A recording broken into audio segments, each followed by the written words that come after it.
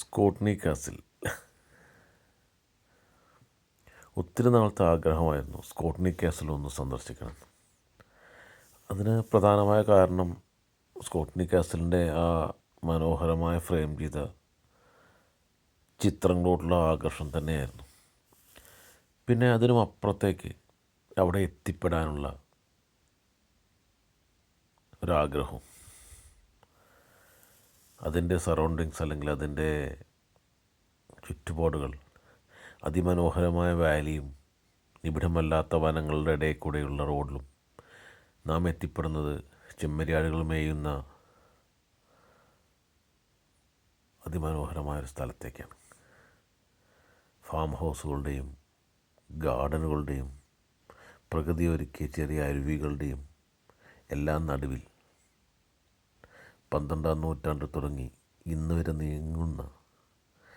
വരെ നീളുന്ന ഒരു വാസ്തുശില്പകലയുടെ, അതുമല്ലെങ്കിൽ ഒട്ടനവധി ചരിത്ര സംഭവങ്ങൾ കടന്നുപോയ കാലഘട്ടത്തിൻ്റെ ഓർമ്മയ്ക്കായുള്ള മന്ദിരങ്ങളിലേക്കുള്ളൊരു സന്ദർശനം.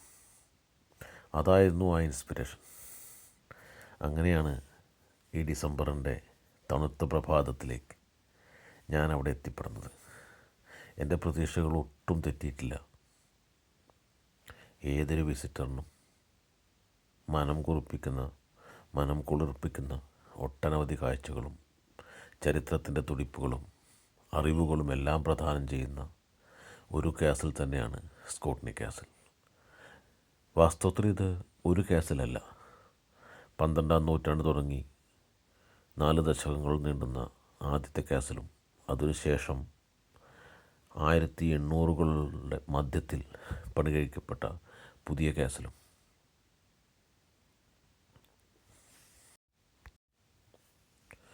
ചരിത്രത്തിൻ്റെ ഒട്ടേറെ അവശേഷിപ്പുകൾ ഈ യാത്രയിൽ നമുക്ക് കാണാൻ പറ്റും. നേരത്തെ സൂചിപ്പിച്ച പോലെ 12-ാം നൂറ്റാണ്ട് തുടങ്ങി 14-ാം നൂറ്റാണ്ട് വരെയും, അതല്ലെങ്കിൽ 19-ാം നൂറ്റാണ്ട് തുടക്കങ്ങൾ വരെയുമുള്ള ഓൾഡ് കാസലിൻ്റെ ഒരു ചരിത്രവും, അതിനുശേഷം നിർമ്മിക്കപ്പെട്ട ആ പുതിയ വീടും, അതിനുവേണ്ടി കല്ലുകൾ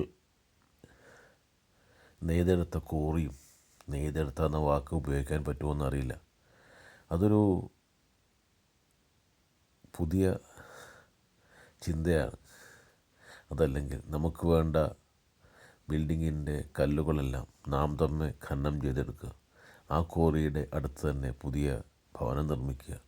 ആ ഭവനം, അല്ലെങ്കിൽ ആ കാസിൽ നിൽക്കുന്നത് ആ വാലിയെ ഫേസ് ചെയ്തുകൊണ്ടാണ്. അപ്പം അതിൻ്റെ ഒരു ദൃശ്യ ഭംഗി എല്ലാം തന്നെ അന്നത്തെ കാലഘട്ടങ്ങളിൽ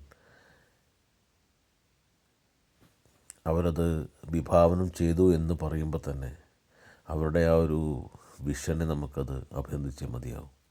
എനിക്ക് തോന്നുന്നത് 1837-നും 1843-നും മധ്യയാണെന്ന് തോന്നുന്നു. അന്നത്തെ ഹസി ഫാമിലിയുടെ പ്രമുഖനായ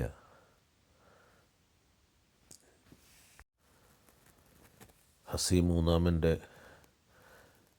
മേൽനോട്ടത്തിൽ പണിയെടുക്കപ്പെട്ട ആ പുതിയ ഭവനവും എല്ലാം തന്നെ ഈ യാത്രയിൽ ഒരു നല്ല അനുഭവമാണ്. ഏകദേശം 750 ഏക്കറിൽ നിലകൊള്ളുന്ന ഈ എസ്റ്റേറ്റ് അതിൻ്റെ വിശാലമായ പുൽമേടുകളും ഗാർഡനുകളും, അതിനപ്പുറത്തേക്ക് ഒരു കാലഘട്ടത്തിൽ ഫാം ഹൗസുകളായിട്ടും എല്ലാം ഇന്നും നിലകൊള്ളുന്നുണ്ട്. ഈ പഴയ കാസിലിൻ്റെ തീരത്തുകൂടെ, അല്ലെങ്കിൽ പഴയ കാസിലിൻ്റെ മുമ്പിലൂടെ നാം യാത്ര ചെയ്യുമ്പോൾ നമുക്ക് കാണാനാവുന്നത് അരുവികളും, ശരിക്കും അരുവികളാൽ ചുറ്റപ്പെട്ട ഒരു കാസിൽ. അന്നത്തെ കാലത്ത് ഏറ്റവും ആവശ്യമുള്ള വെള്ളത്തിന് ഒരു ദൗർലഭ്യവുമില്ലാതെ തന്നെ യഥേഷ്ടം നൽകാൻ പറ്റുന്ന ഒരു സ്ഥലത്ത് തന്നെയാണ് ഈ കാസിൽ നിർമ്മിക്കപ്പെട്ടത്. ആദ്യകാല കാസിലുകളെല്ലാം തന്നെ ഒരു പരിധിവരെ ഏതെങ്കിലും ഒരു അരുവിക്ക് കീഴെയോ അരുവിയുടെ അരികത്തോ വാലിയുടെ തീരത്തോ ആയിരിക്കും. പിന്നീട് വന്ന കാസിലുകളെല്ലാം തന്നെ അല്പം കൂടി ഉയർന്ന പ്രദേശത്തേക്ക് മാറ്റപ്പെടുകയും ചെയ്തിട്ടുണ്ട്. അത് ആ കാലഘട്ടത്തിൻ്റെ മാറ്റവും തന്നെയാണ്. കാലഘട്ടത്തിൻ്റെയും അന്നത്തെ നമ്മുടെ ചിന്താഗതിയുടെയും മാറ്റമാണ്. പഴയ കാസൽ ഇന്ന് തുറന്ന് പ്രവർത്തിക്കുന്നു എന്ന് ചോദിച്ചാൽ ഇല്ല എന്ന് തന്നെ പറയേണ്ടി വരും. ഒക്കേഷണലി ചിലപ്പോൾ അത് തുറന്ന് പ്രവർത്തിക്കാം. ചില പ്രത്യേക കാലഘട്ടങ്ങളിലും ചില പ്രത്യേക സന്ദർഭങ്ങളിലും വിശേഷ ദിവസങ്ങളിലും എല്ലാം തന്നെ. എന്നാൽ നമ്മൾ പുതിയ വിക്ടോറിയൻ സ്റ്റൈൽ മന്ദിരത്തിലേക്ക് പ്രവേശിക്കുമ്പോൾ അവിടെ നമുക്ക് കാണാൻ പറ്റുക ആഠ്യത്വത്തിൻ്റെ, സമ്പന്നതയുടെ, അതും അല്ലെങ്കിൽ വിഷ്വൽ ബ്യൂട്ടിയുടെ എല്ലാം തന്നെ പുതിയൊരു ലോകമാണ്. ഹസി ഫാമിലിയും പിന്നീട് തുടർന്നു വരുന്ന ഫാമിലിയും എല്ലാം അനുവർത്തിച്ച അവരുടെ റിച്ച് ആയ കൾച്ചറിൻ്റെയും അവരുടെ സംസ്കാരത്തിൻ്റെയും അവരുടെ പ്രൗഢിയുടെയും ആഠ്യത്വത്തിൻ്റെയും എല്ലാം പ്രതിബിംബങ്ങൾ ആ പുതിയ കാസലിൽ അല്ലെങ്കിൽ പുതിയ ബിൽഡിങ്ങിൽ നമുക്ക് കാണാൻ പറ്റും. ചുമരുകളിൽ ഫ്രെയിം ചെയ്ത മനോഹരമായ ചുമർ ചിത്രങ്ങളും അതിമനോഹരമായി അലങ്കരിച്ച ബെഡ്റൂമുകളും ചുമരിൽ നിറയെയുള്ള മോണമെൻസുകളും രേഖാചിത്രങ്ങളും ശിലാഫലകങ്ങളും എല്ലാം തന്നെ ഈ ബിൽഡിങ്ങിനെ മാറ്റുകൂട്ടുകയാണ് ചെയ്യുന്നത്. അതിലേറെ എന്നെ അത്ഭുതപ്പെടുത്തിയത് അവിടെയുള്ള വിശാലമായ ബുക്കുകളുടെയും വിശാലമായ ലൈബ്രറികളുടെയും ഒരു സങ്കേതമാണ്. വാളുകൾ നിറയെ അടുക്കി വച്ചിരിക്കുന്ന ബുക്കുകൾ നമ്മെ പലപ്പോഴും ആശ്ചര്യപ്പെടുത്തും. അന്നത്തെ കാലഘട്ടങ്ങളിലെ അവരുടെ ജീവിത രീതിയിൽ പുസ്തകത്തിൻ്റെ പ്രാധാന്യവുമെല്ലാം തന്നെ. ഞാൻ യാത്ര ചെയ്തത് ഒരു ക്രിസ്മസ് സീസണിലായതുകൊണ്ട് തന്നെ ആ പുതിയ ബംഗ്ലാവ് ക്രിസ്മസിനെ വരവേൽക്കാൻ ഒരുങ്ങിയിരിക്കുന്നു. അതിൻ്റേതായ ഭാഗമായുള്ള അലങ്കാരപ്പണികൾ ചെയ്ത ക്രിസ്മസ് ട്രീകളും ക്രിസ്മസ് ഡിന്നറിൻ്റേതായ സിംബോളിക്കായ പല പല മോണമെൻറ്റ്സും അവിടെ നമുക്ക് കാണാൻ പറ്റും. ചുമരുകൾ നിറയെ ചിത്രങ്ങളാണ്.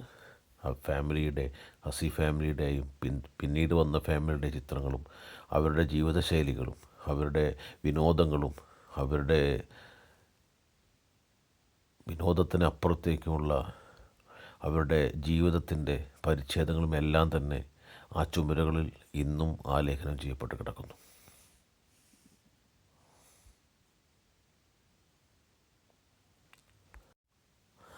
ബെഡ്റൂമുകളെല്ലാം തന്നെ ഇന്നത്തെ ജീവിതശൈലിയോട് ഏറെക്കുറെ ഒത്തുചേർന്ന് കിടക്കുന്ന, അതല്ലെങ്കിൽ ഇന്ന് നാം ജീവിക്കുന്ന ജീവിതത്തിൻ്റെ ഒരു പരിച്ഛേദം തന്നെ ആയിരിക്കാം അന്നും 19-ാം നൂറ്റാണ്ടിലും 20-ാം നൂറ്റാണ്ടിൻ്റെ തുടക്കത്തിലുമെല്ലാം അവരനുബന്ധിച്ചത് എന്ന് നമുക്ക് കാണാൻ പറ്റും.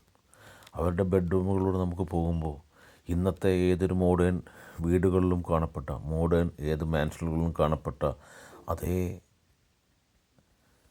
ശൈലി ഇവിടെയും പിന്തുടർന്ന് കാണാം. ഒരു പക്ഷേ നാം അവരെ അനുകരിച്ചതുമാകാം.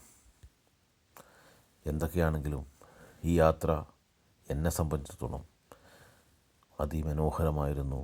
മറക്കാനാവാത്ത അനുഭവങ്ങൾ ഒത്തിരി എനിക്ക് സമ്മാനിച്ചവയായിരുന്നു.